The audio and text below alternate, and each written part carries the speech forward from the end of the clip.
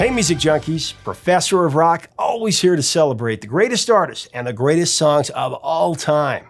If you are deeply passionate about the greatest music, best of the rock era, this is the place. Just subscribe below. We'd love to have you in our community. We talk about this music every day with daily content. You can also go to our Patreon link to help support this mission of getting more interviews, keeping the music alive. Now, in 1986, Van Halen released 5150. A couple of years earlier, the band had David Lee Roth up front, dazzling audiences and listeners alike. They scored their first number one hit, Jump, from their massive album, 1984, which just missed the number one spot on the album charts. It was denied by the juggernaut, Michael Jackson Thriller. That spent 37 weeks at number one from 83 to 84. But the point is, Eddie Van Halen and brother Alex, bassist Michael Anthony, and the aforementioned David Lee Roth, at this point were unstoppable. The album 1984 would go on to sell over 10 million copies in the US alone. It's done even more since then. Famed producer Ted Templeman would later say, and I quote, "It's real obvious to me why 1984 won Van Halen a broader and larger audience. Eddie Van Halen discovered the synthesizer." Eddie would continue to use the synth on the next album, of course, with a different singer. After years of infighting and different visions for the band, David Lee Roth would embark on a solo career, and the Van Halen brothers started looking for a new singer, as rumors, of course, would abound. Jimmy Barnes was considered, and Patti Smythe, who was fronting Scandal, coming off the big hit The Warrior. She was reportedly offered the job, but turned it down for various reasons, being that she was on the other side of the U.S., and she was also 8 months pregnant.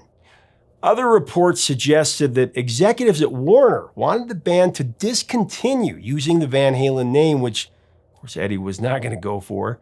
Today, the Red Rocker, Sammy Hagar, tells us how he joined Van Halen and the results, as well as the story behind creating what I feel is a game-changing song, Dreams. That was the second single from their 1986 album, 5150, which was the first Van Halen album to go to number one. Of course, 5150 named after Eddie's studio.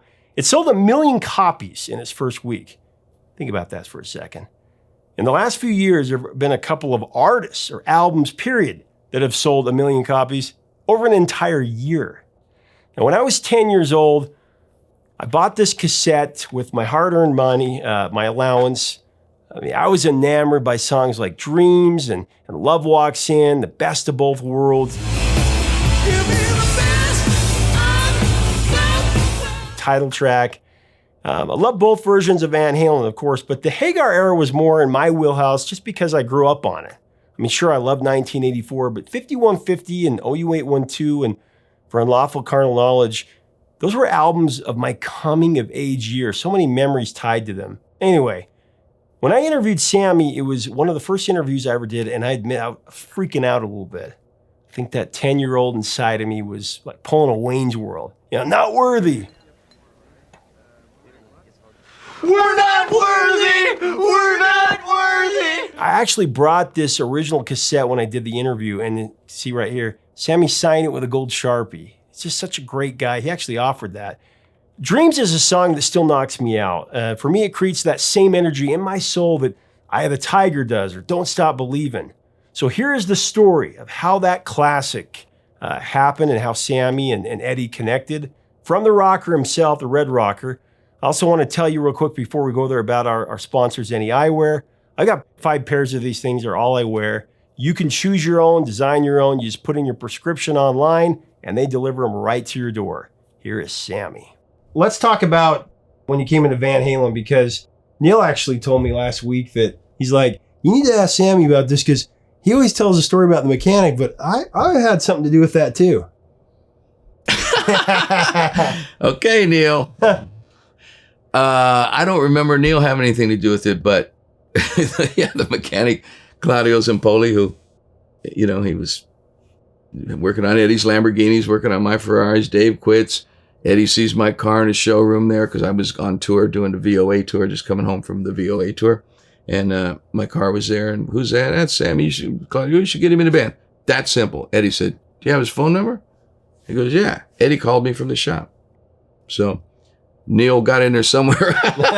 Who knows? Neil might have run into Eddie somewhere and said, you should get Sammy Hagar. Yeah. That could have happened. But Neil didn't tell me you should be in Van Halen. Right. Because nobody told me that. I had a little premonition I wrote about in my book, Red, about that I was sitting at dinner with my ex-wife, and the phone rings, and it's Ted Templeman, and talking about making my next record. And he goes, wow, man, you hear David Lee Roth just quit Van Halen? I said, really? He quit? He goes, yeah. I go, wow, what an idiot. Yeah. And I sat back down and I said to my ex-wife, she's the only one that knows this, only one I said it to, but like I said, I talked about it in the book. I said, they're going to call me. Oh, wow. Because it just, when it was that fresh in my brain, I thought, well, they're not going to quit. This is Eddie Van Halen. He's just starting, And I said, and I think, who could they call? They're going to call me. I'm one of the three. Me, Dio, or Ozzy.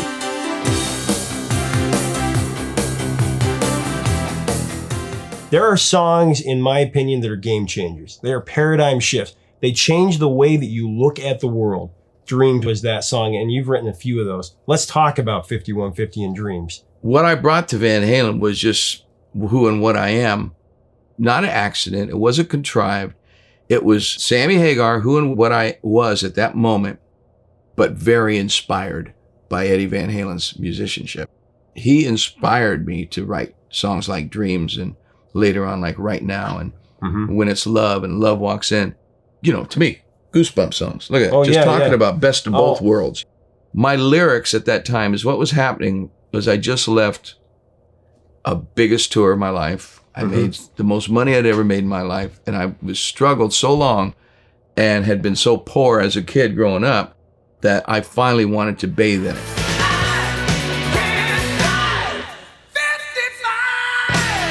I finally said, after the VOA, I Can't Drive 55, I had my 3 platinum albums in a row. I said, man, I've got enough money and I'm happy enough and with my success that I want to take a break.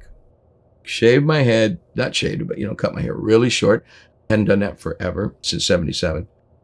And I started reading Ruth Montgomery and Ayn Rand, Ouspensky, Einstein's Theory of Relativity. I was reading that kind of stuff. Wow. What the hell was wrong with me? And I was wanting to write about it. I was wanting to write about dimensions. I was wanting to write about extraterrestrials, about past lives. I started writing those kind of songs. And I had written Give the Live. And Eagles Fly, which became on my next solo record, could have been Van Halen songs. I saw fire in the sky.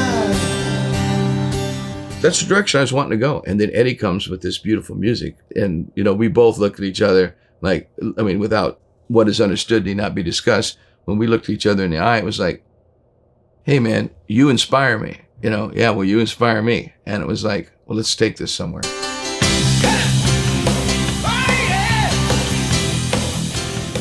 We just started writing different kind of songs. Then the party, what they stood for. The last guy I wanted to be was a David Lee Roth replacement. I didn't want to do his songs when I first joined the band either. We only did my stuff, a couple of mine, and then we did 2 Van Halen songs, You Really Got Me, which was easy for me because I like the Kinks. Sure. And then Jump, I brought somebody out of the audience to sing. But that's when we first started. So it's kind of like that. And I think that Eddie didn't know what he was getting into. But when he saw me sing songs like, Dreams, and he just went, wow, hey, I'm in,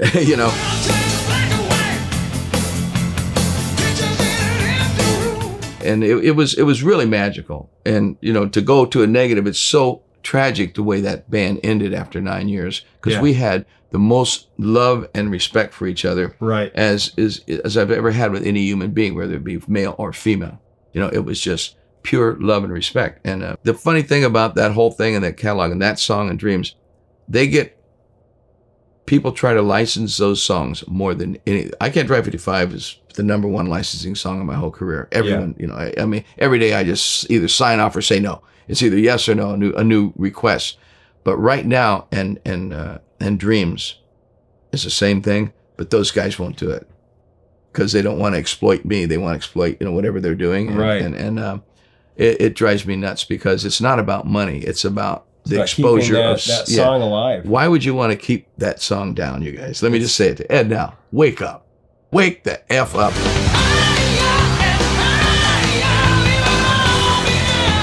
Dreams is a song that I remember as a 9-year-old kid. I mean, it just made me think I could do anything. There you go, it was man. one of those songs where standing on broken dreams, never losing sight. I mean, those words throughout the last 30 years have inspired me. Where did it first come from? You know, I like to give Eddie more credit than myself, even though I wrote all those lyrics and those melodies. If it wasn't for the piece of music that he handed me, I wouldn't have thought of those lyrics. I mean, I was trying to write spiritual lyrics. It's where I was going in my life and in my head. When you have a dream, you have something you can chase after, something you go for, something that keeps you alive and keeps you just moving forward and changing. But you got to have a vehicle. You know, you can sit and write lyrics all day long. Right. But musically, as a guitarist and as a musician, I'm not schooled. And I'm like more like a blues-based guy. So when I write my own stuff, it's always a riff blues-based, to where Eddie's schooled, disciplined musician that knows music, and he can write a lifting part. I'm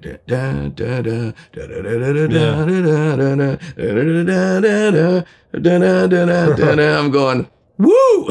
Yeah, I can't write that.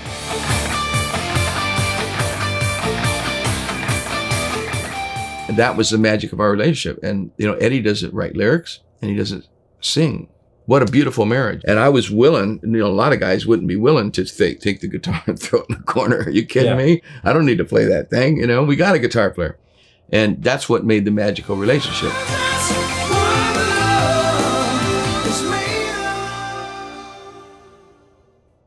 Thank you for watching. Leave us a comment about Sammy Hagar, the Red Rocker, and this era of Van Halen and the album.